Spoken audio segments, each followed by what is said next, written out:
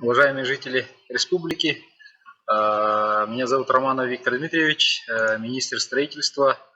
Сегодня у нас тематика посвящена программам улучшения жилищных условий населения, которая реализуется в нашей республике через наше министерство. Ежегодно у нас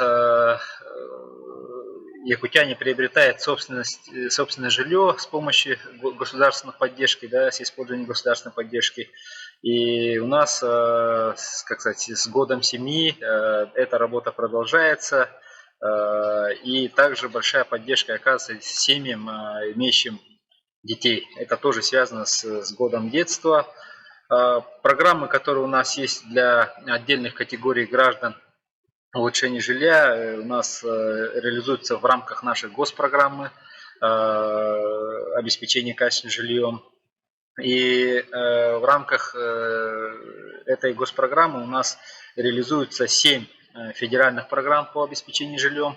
Если остановиться, то это обеспечение жильем ветеранов Великой Отечественной войны, ветеранов боевых действий, инвалидов и семей, имеющих детей-инвалидов, молодых семей, детей-сирот и детей, оставшихся без попечения родителей, также граждан, переселяемых из районов Крайнего Севера, граждан, проживающих вне предназначенных для проживания строений, созданных в период промышленного освоения Сибири и Дальнего Востока. Так называемые, кстати, балки, не предназначенные для проживания. Также у нас реализуются 3 региональные меры поддержки, чисто за счет финансирования, за счет государственного бюджета. Это у нас обеспечение жильем семей, имеющих 5 и более несовершеннолетних детей, обеспечение жильем семей, имеющих 10 и более несовершеннолетних детей, и предоставление социальных выплат для приобретения жилья медицинским и педагогическим работникам, выехавшим в арктические и северные районы республики. Можете задавать вопросы, постараюсь на них ответить. Да? Так, пока мы ожидаем поступления вопросов, я вкратце доложу, расскажу то, что у нас на сегодня в рамках этих программ происходит. И, соответственно, если мы говорим про ветеранов боевых действий, то у нас членам семей погибших, умерших, инвалидов и участников боевых действий, нуждающихся в улучшении жилищных условий, предоставляется социальная выплата, и, соответственно, за счет нее можно приобрести жилье или часть жилья, долю, да, квартиры, индивидуального жилого дома. Какие программы по улучшению жилищных условий сейчас действуют? Я рассказал, да, какие у нас основные подпрограммы есть, какие категории обеспечиваются. И то, что касается ветеранов боевых действий, оно касается тех ветеранов, которые стали на учет до 1 января 2005 года. Это так установлено федеральное законодательство, да, и меры поддержки предоставляются за счет софинансирования из федерального бюджета, половина, и половина за счет регионального бюджета. В 2005 году были сформированы списки этих ветеранов, они, конечно, пополняются, да, на 1 января в реестре 2024 года в реестре у нас состоит 15 ветеранов боевых действий.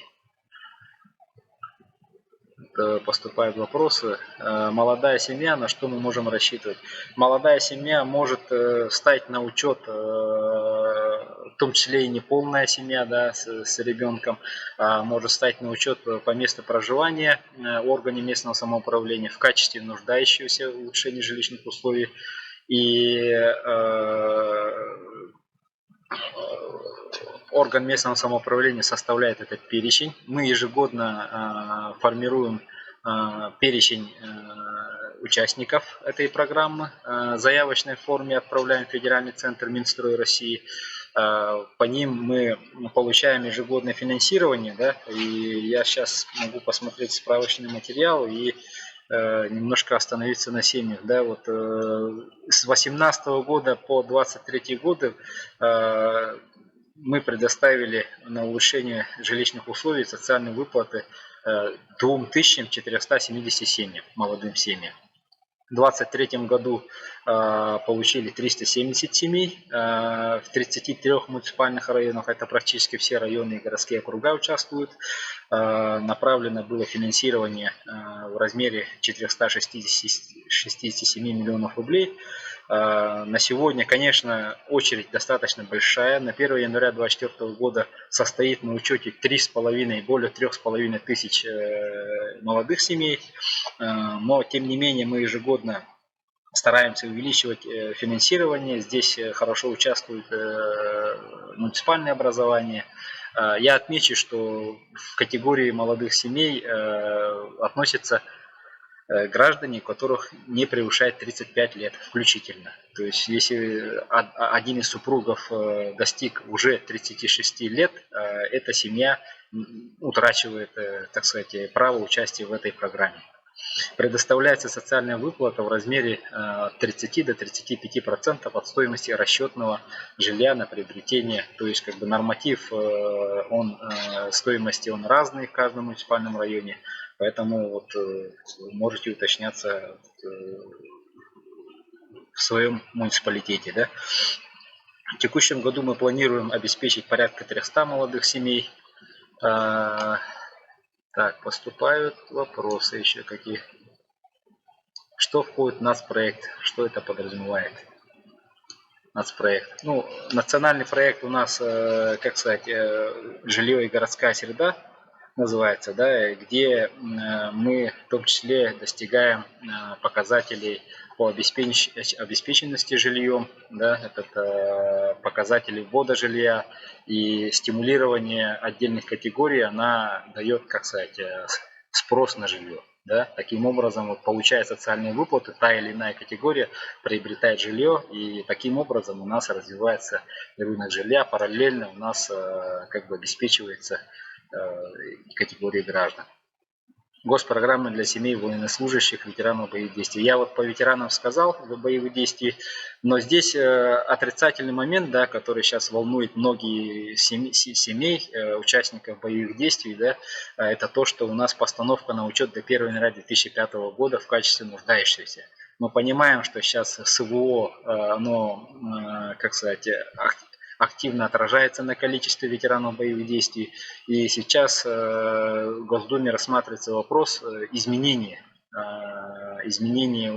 вот этой даты, да, постановки на учет. И, соответственно, если соответствующие изменения будут внесены, то, конечно же, как бы претендентов, да, на получение вот такой социальной выплаты для ветеранов боевых действий будет достаточно много. Поэтому если кто-то нуждается в улучшении жилищных условий, семья, да, и у кого там, например, муж, брат, там, родственники, близкие участвуют в специальной военной операции, либо уже имеют, да, статус ветерана боевых действий, то необходимо в муниципалитете встать на учет. Потому что от этой даты будет зависеть очередность обеспечения и предоставления социальных выплат. Так, какие квартиры предоставляются детям-сиротам и оставшимся без попечения родителей? Обеспечение жильем детей-сирот как бы, реализуется достаточно давно. Здесь мы предоставляем муниципальным районам финансирование и, соответственно, муниципалитет приобретает и квартиры, и имеет возможность заключить договора на приобретение жилья на первичном рынке. Да? То есть, как бы в первичном рынке муниципалитет объявляет аукцион, список учета составляется, осуществляется через Министерство труда, наверное, об этом прекрасно знаете, да, и исходя из этого списка ежегодно предоставляются вот такие квартиры. Это являются квартиры специализированного жилищного фонда, то есть детям-сиротам не предоставляется в собственность, и эти дети должны соблюсти определенные правила и прожить в этих квартирах, после которого есть возможность перевести эту квартиру собственность. Да? Здесь в список могут включаться граждане, относящиеся к этой категории от 14 до 23 лет. Помимо этого у нас Минстроем утвержден приказ по утверждению списка, по которому мы предоставляем сертификат, да, так называемый, по которому можно приобрести жилье на вторичном рынке, либо там погасить ипотеку. Это уже тот, кто получает сертификат, нужно отвечать определенным требованиям, может уже оформить в собственность. Мы ежегодно предоставляем определенное, достаточно большое финансирование. В прошлом году 1 300 000 было, в этом году из регионального бюджета 700 миллионов, федеральный бюджет 140 миллионов. И у нас в этом году планируется приобрести муниципальными районами за счет этих средств 256 жилых помещений. Очередность, конечно, тоже большая, более 2000 человек, да, и вот, совместно с федеральным центром мы еще ставим вопрос увеличения, да, это финансирование. Так. План список расселения до 30 года, да? План список расселения до 30 года, он еще не сформирован. Хочу сказать, что анонсированная эта программа переселения, которая анонсирована президентом России, она сейчас на стадии, как сказать, разработки. Предполагается, что исходя из очередности, даты признания и готовности муниципальных образований, данная программа будет рассматриваться, и я думаю, ближайшая информация по районам будет, я думаю, к концу этого года, да, более-менее достоверная информация. По части якутской агломерации, да, вот я ранее тоже в таких прямых эфирах говорил, отдельным поручением президента у нас сформирован план-график. Он план-график не по адресный, просто по объемам, да, по годам, сколько мы будем расселять. И он находится на согласовании в Министерстве строительства и ЖКХ Российской Федерации. То есть по нему тоже работа ведется. Пока источники не определены, туда будут включаться дома, признанные после 1 января 2017 года.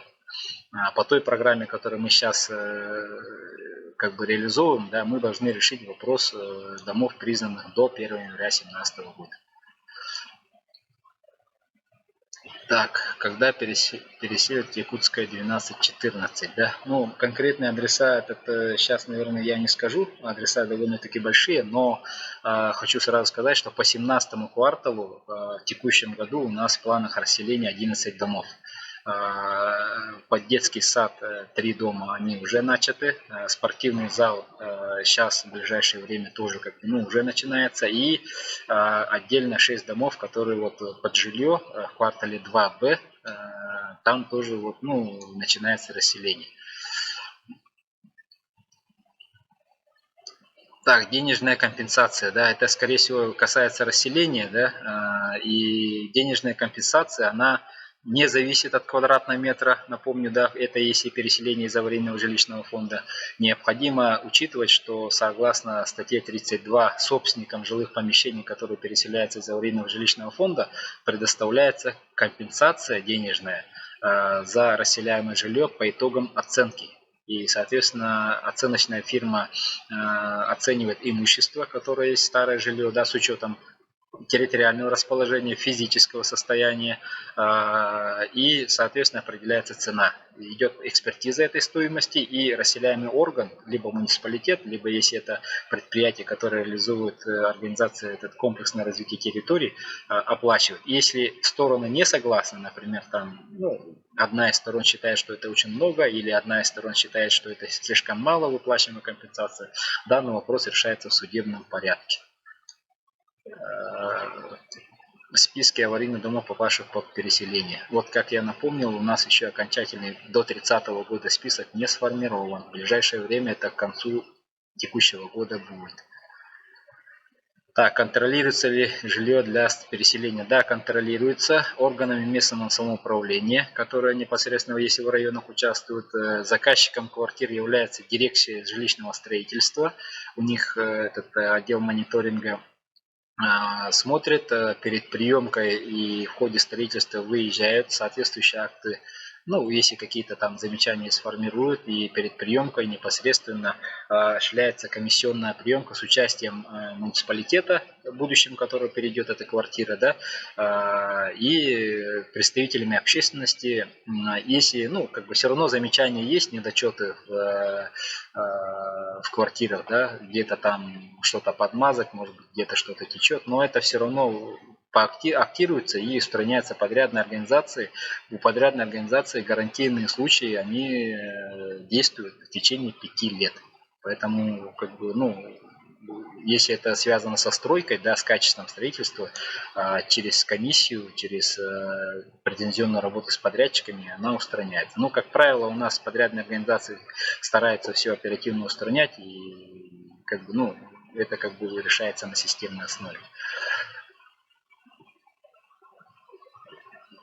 Про детей-сирот я рассказал, как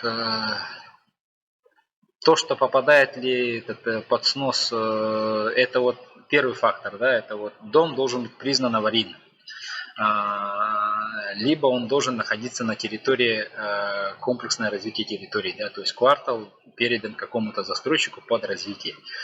Если дом аварийный, здесь важно узнать дату. Дата признания. Если дом признан после 1 января 2017 года, то это программа до 30 года, которая будет сформирована в 2025 году. Ближайшая информация будет к концу текущего года.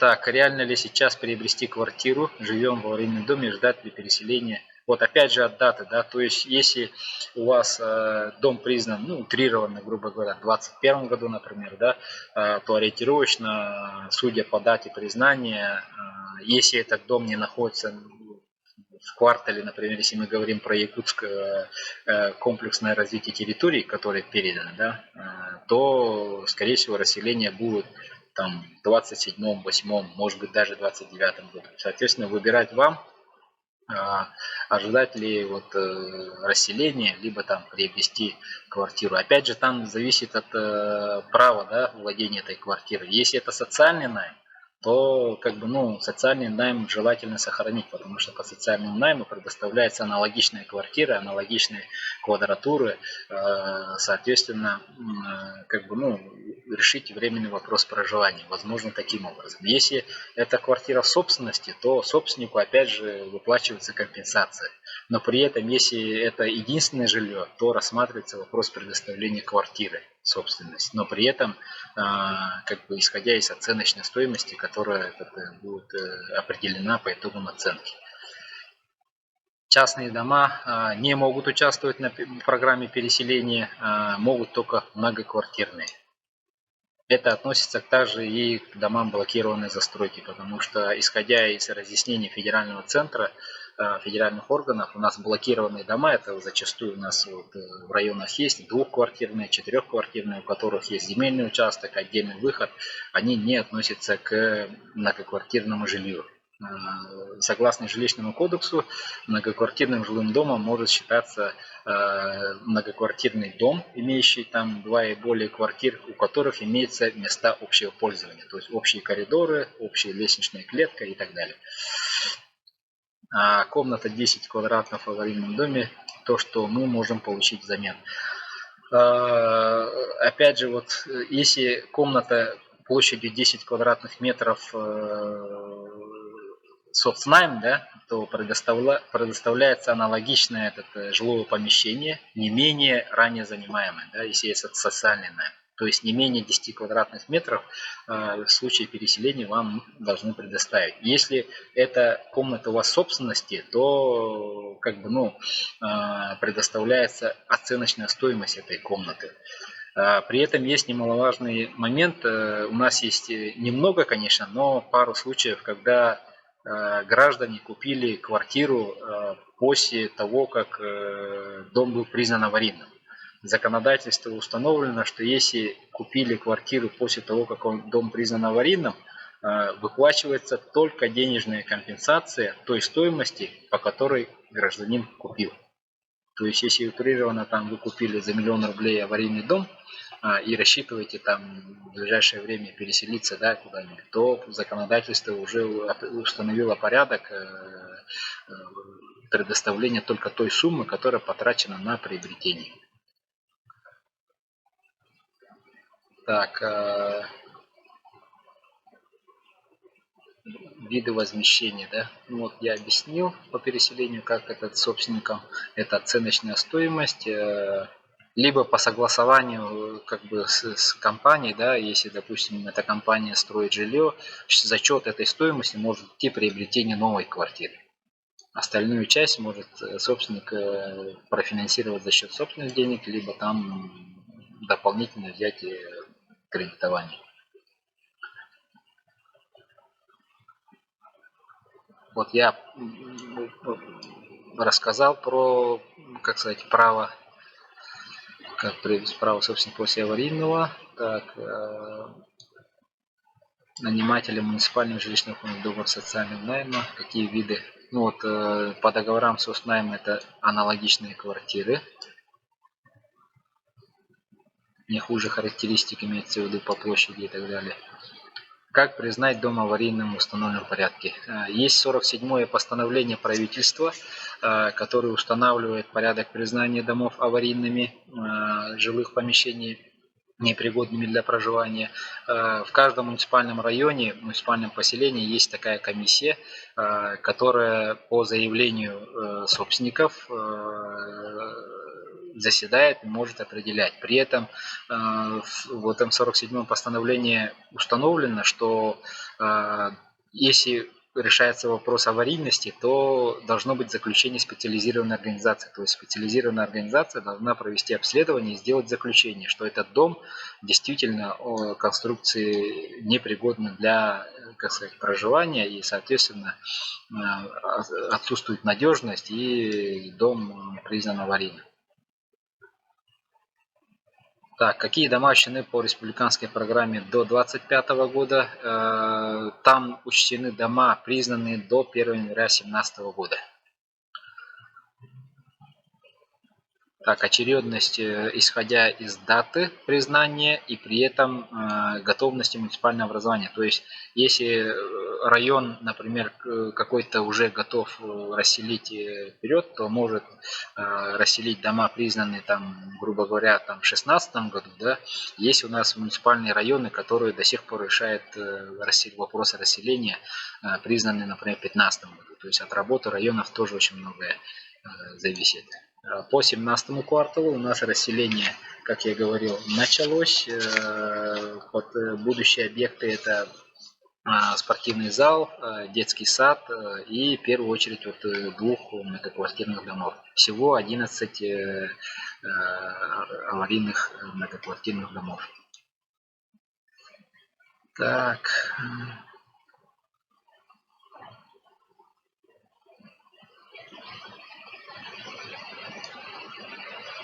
Так, в каком виде застройщик должен предоставлять квартиры для переселения, если дом попал в КРТ? Черновой или чистовой отделки, как дают, например, при переселении в муниципалитетах. Это, как сказать, жилищное законодательство что говорит, да? Для граждан, проживавших по договорам социального найма, предоставляется аналогичная квартира, отвечающая всем санитарным нормам, то есть квартира с отделкой. Эта квартира предоставляется муниципальному району, ну как бы образованию, например, если мы говорим КРТ, это скорее всего город Якутск, и городу Якутску предоставляется квартира, куда город Якутск уже с аварийного жилищного фонда переселяет по договору социального найма. А если мы говорим про собственность, там уже договорные отношения, и основную роль там играет цена. Цена, которая определена по итогам оценки за аварийное жилье.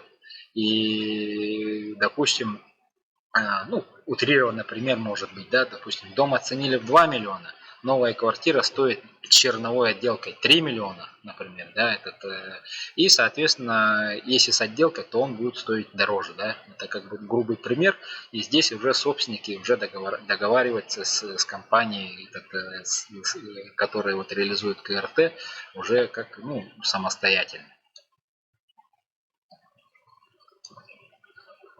Дом как признать вот аварийным, я сказал, что это через межведомственную комиссию. Но вот четырехквартирный дом, вам в муниципальном образовании необходимо посоветоваться, потому что блокированные дома, четырехквартирные зачастую, да, они к многоквартирным не относятся. Поэтому с муниципальным образованием надо будет уточниться. В Мегано-Кангаласском районе программа по переселению ветхих домов «Как идут работы», могут ли двухквартирные дома попасть. В Мегано-Кангаласском районе строится достаточно много домов. Конечно, есть дома, которые немножко опоздали. Это в Нижнем Бестяхе 41-квартирный и 30, по-моему, 24-квартирный в ближайшее время должны ввестись, то есть имеется в виду осенью, да. На слегах Чуе, по-моему, еще какой-то наслег, тоже там этот 8-квартирный, 4-квартирник строится. Ну, это все дома, которые строятся в рамках программы вот, по этапу до 2025 года. Вот по ним дома строить. Вот двухквартирные, я еще раз повторяюсь, вот с муниципальным образованием надо уточниться, потому что должны быть учтены правила, требования к многоквартирным домам, то есть места общего пользования должны быть.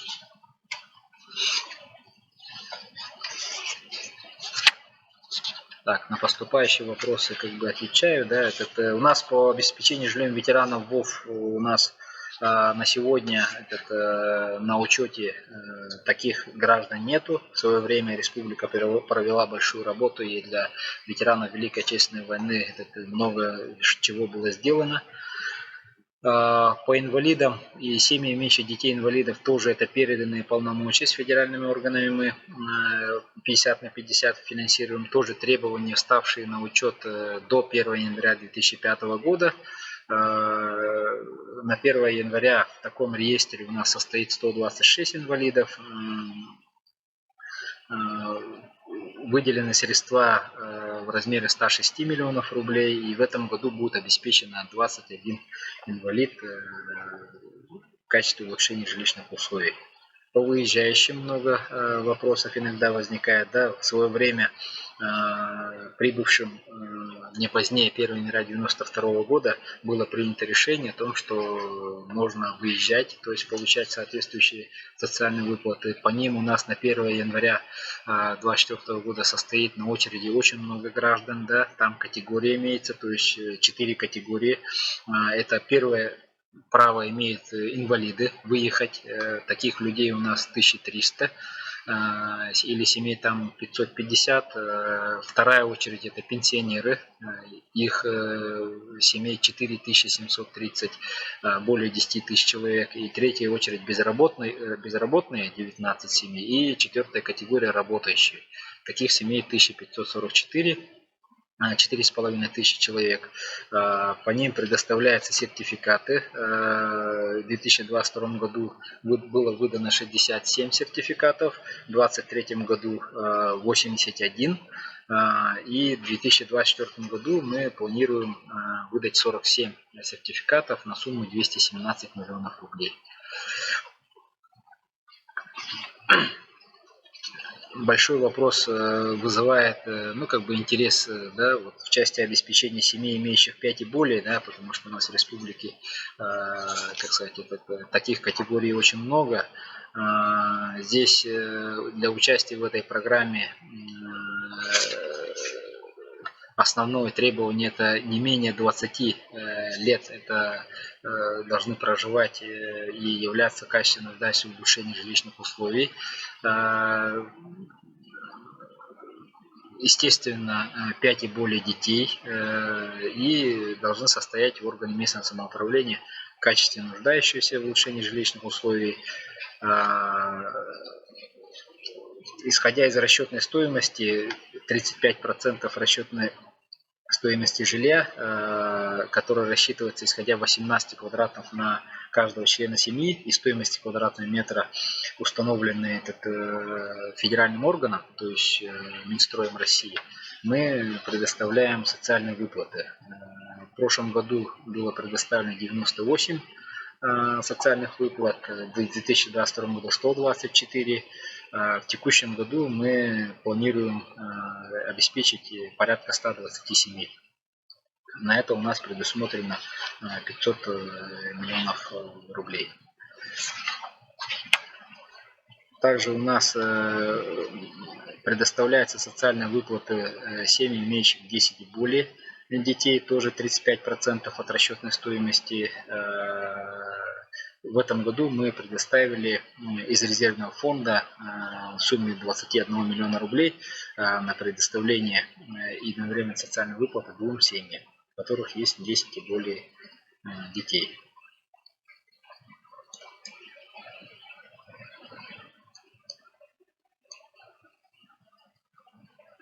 Так, вопросы закончились.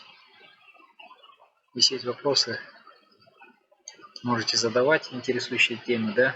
У нас также есть вопросы, связанные с обеспечением жильем педагогических работников общеобразовательных организаций, расположенных в сельских населенных пунктах, арктических северных улусах, и медицинских работников учреждений здравоохранения. То есть те, которые выезжают работать в северные районы, могут получить социальную выплату в размере 50% от стоимости тепловой однокомнатной благоустроенной квартиры. При этом основным существенным условием является то, что заявитель, участник этой подпрограммы должен отработать 5 лет в данном населенном пункте. Есть, конечно, требования к возрасту, это до 40 лет, соответствующее образование, естественно, гражданин Российской Федерации, наличие трудового договора с учреждением в данных районах, северных районах. Да?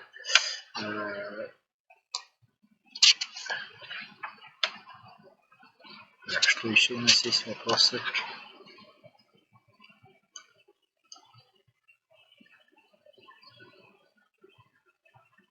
Рассказать про строительство спорткомплекса 17. Да, это многофункциональный спортивный зал будет в 17 квартале, да, ну как в квартале спортивный, там же несколько кварталов, да, вот второй, четвертый, 17, и соответственно мы имеем в виду про спортивный, да, микрорайон, и там на сегодня городским округом город Якутск определяется подрядная организация, которая будет проектировать и строить данный спортивный комплекс. Мы предоставили соответствующее финансирование на расселение 2 домов на этом участке, плюс вот на строительство данного спортивного зала. Все источники предусмотрены. На расселение мы, если не ошибаюсь, порядка 250, по-моему, миллионов дали, и на строительство спортивного зала 400 с чем-то миллионов рублей. То есть, как бы, ну, источники все определены. Я думаю, в ближайшее время город определит исполнителя, и уже начнется строительство. Расселением занимается департамент жилищных отношений. Все учетные дела, которые по этим расселяемым домам формируются, они проходят через ДЖО.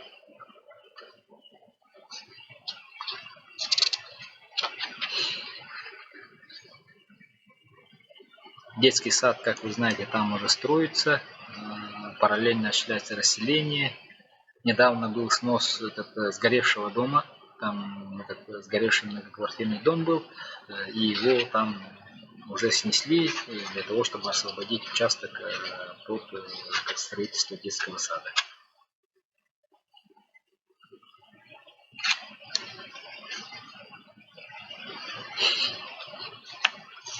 В целом, если по программе переселения говорить, то у нас вот расселено больше 40 тысяч человек накопительным итогом, да, с 2019 года. Естественно, осталось у нас общий объем 60 тысяч человек, порядка 19 тысяч человек еще осталось, но по ним вот дома сейчас строятся, но имеется у нас дефицит, который мы с федеральным органом решаем, но вопрос сложный, и скорее всего в худшем случае, если мы не сможем решить данный дефицит, то часть объемов перейдет уже на этап после 2025 года. Поэтому если такие решения нами будут приняты, да, то мы соответствующую информацию доведем через муниципальное образование.